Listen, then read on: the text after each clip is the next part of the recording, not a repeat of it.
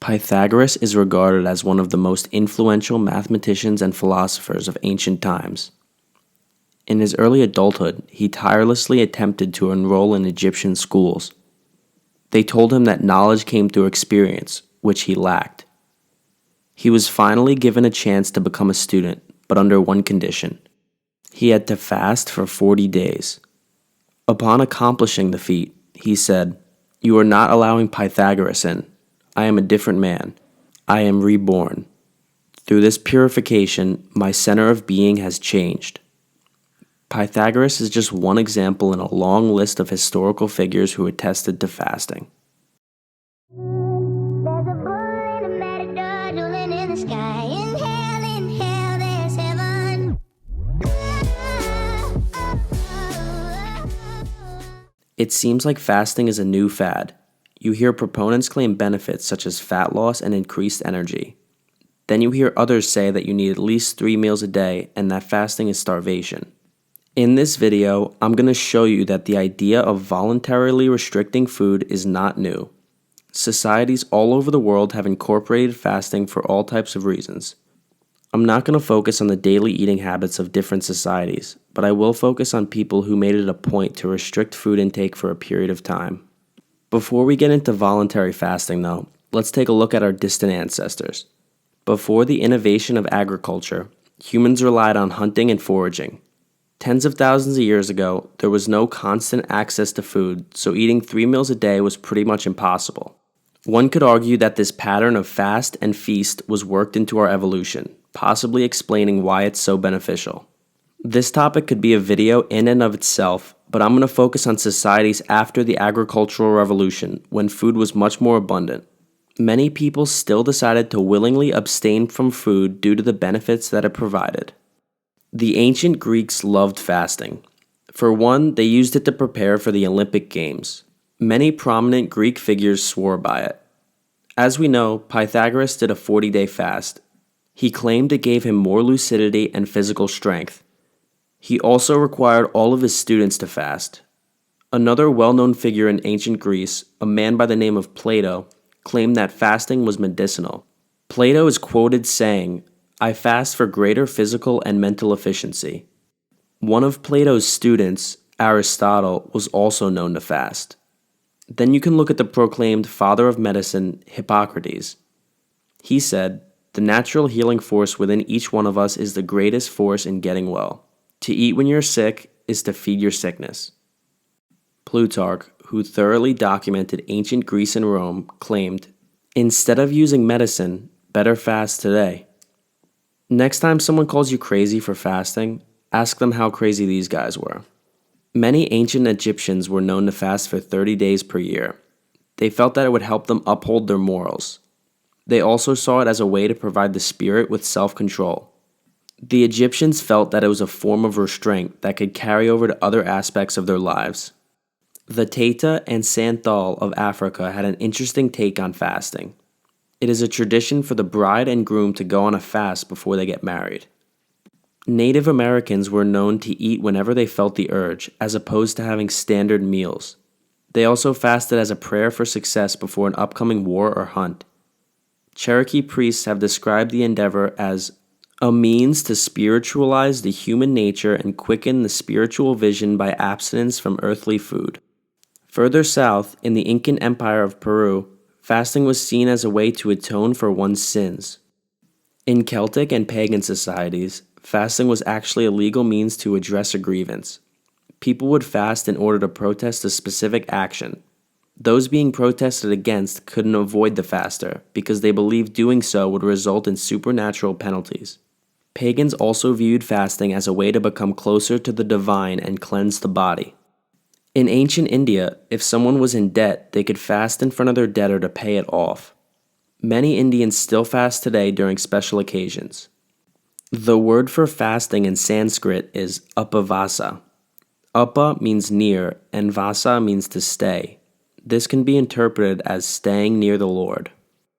In the Middle Ages, long fasts were highly valued by the church. It was even a requirement in order to become a saint.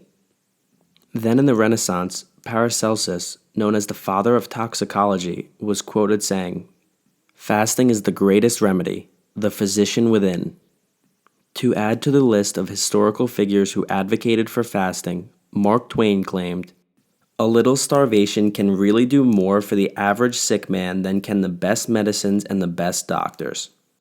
Ben Franklin had similar advice, saying, "The best of all medicines are resting and fasting."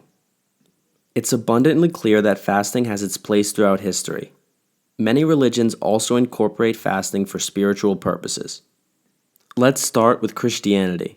There are notable fasts in different denominations of Christianity that go on during Advent and Lent.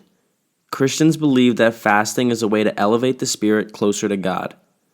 To quote Luke 4, verses 2 through 4, where for 40 days he was tempted by the devil. He ate nothing during those days, and at the end of them he was hungry. The devil said to him, "If you are the Son of God, tell this stone to become bread." Jesus answered, "It is written, man shall not live on bread alone." In the Old Testament, people fasted to avoid God's wrath for a variety of reasons, either collectively or by themselves. To quote Exodus 34, verse 28, Moses was there with the Lord 40 days and 40 nights without eating bread or drinking water. And he wrote on the tablets the words of the covenant, the 10 Commandments. In Judaism, a full day of fasting is expected on Yom Kippur and Tisha B'Av. Many other fasts could take place depending on the specific Jewish community, usually commemorating historical events. Muslims also use fasting to control temptations. They fast while the sun is up during the month of Ramadan. According to the Quran, to fast is best for you, if only you knew. Hindus believe that fasting cleanses the mind and body as well. The fast of Ekadashi usually takes place twice a month. Another fast in honor of Shiva takes place at the beginning of the year. Buddhism incorporates fasting too. The Buddha recommended not to eat after noon. Later on, Theravada Buddhists changed it to one meal a day. Mahayana Buddhists were known to conduct several 3 or 6 day fasts. While the average Buddhist fasted regularly, royalty such as Emperor Ming was known to fast as well. Nirvana is one of the main aspects of Buddhism.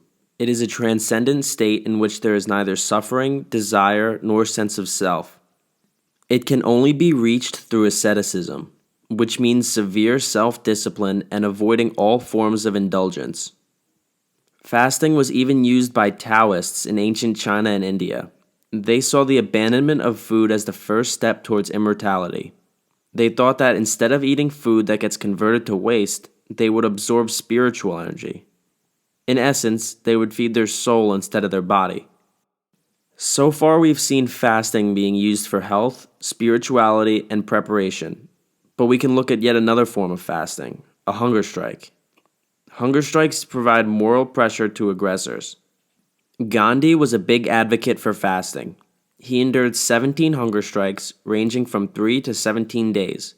He is quoted saying, "You can chain me, you can torture me, you can even destroy this body, but you will never imprison my mind." He used these strikes to protest British colonialism. Members of the Irish Republican Army also used hunger strikes to protest British colonialism. Terence McSweeney and Joseph Murphy both fasted for over 70 days to their deaths in 1920 after English-Irish unrest. 10 other Irish prisoners also had the same fate in 1980 and 81.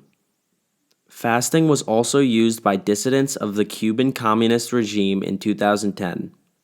Most notably, Guillermo Fariñas went 130 days without food.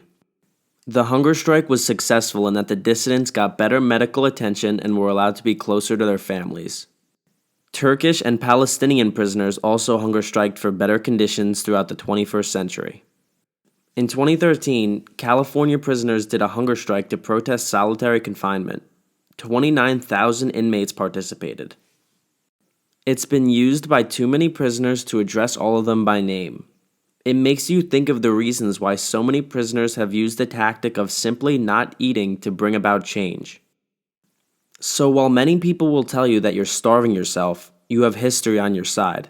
Voluntary abstinence from food has been used for health and spiritual purposes for thousands of years, as well as being an effective protesting tool.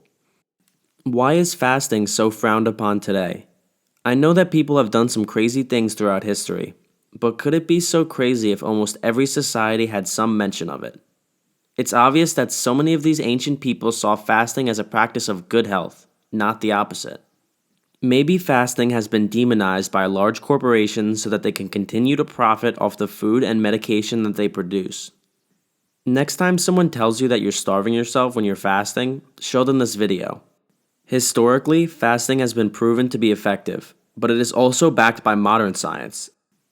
Check out our next video for 10 proven health benefits of fasting. Subscribe for the information you need to optimize your health.